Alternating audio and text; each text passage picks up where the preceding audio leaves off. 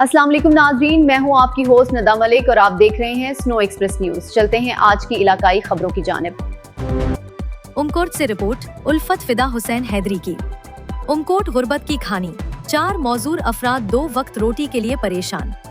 Badin sir की गरीब आबादी में रहाटिश पजीरे रहाटिशी गरीब अंताती मुश्किल जंगी गुजारने वाले मौजूर इमाम बख्श कहरी और उसके मौजूर 2 बेटे और 1 बेटी घर की खातून इमाम बख्श की बीवी हवा बेगम के सहारे जो बदीन शर में घरों में काम करके पना बचा कुचा खाना और चंद हजार महना तनख्वाह लाकर घर चलाने लगी। उन 4 मौजूरा फर्द की जरूरियात पूरी करने की कोशिश करती है, लेकिन इतनी आमदन नहीं जो घर का गुजर सफर चल सके।